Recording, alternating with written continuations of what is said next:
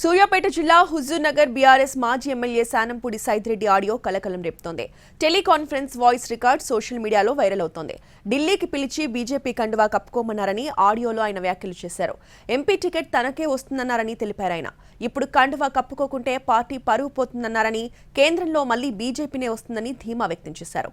మోడీ ప్రధాని అవుతారని ఆశాభావాన్ని వ్యక్తం చేశారు.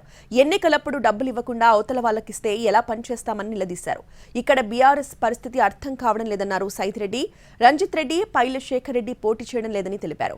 సీఎం రేవంత్ రెడ్డిని దింపాలని కాంగ్రెస్ వాళ్ళే అనుకుంటున్నారని అన్నారు.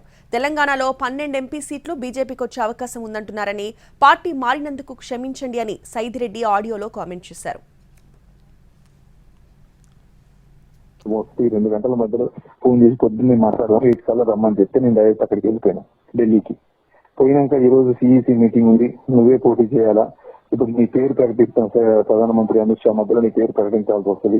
మీరు ఇప్పుడు జాయిన్ గా కండ వేసుకోకపోతే మళ్ళీ రేపు నువ్వు వెనక్కిపోతే పార్టీ పరుగు పోద్ది స్టేట్ వైడ్, అందుకని నువ్వు కండ వేసుకోవాలని చెప్పినాం. మనం అధికారం కేంద్రంలో ఎట్టి పరిస్థితుల్లో మళ్ళీ మోడీ గారే, మీ అందరికీ తెలుసు. ఇలా రామాలయం అయిపోయింది, మోడీ గారి ప్రభావం అయిపోయింది. దేశం మొత్తం మోడీ గారి వైపు తుఫాన్ లాగా వస్తా ఉంది. డబ్బులు ఎలక్షన్లకు వచ్చి లాస్ట్ నైట్ కల్లా డబ్బులు ఇస్తాం మీరే లేదు మీరే పెట్టుకోండి అంటే నైట్ మళ్ళీ మనకి ఏకుండా అవతలకి ఇస్తే మనం పార్టీలో ఎట్లా పని చేయలేస్తాం.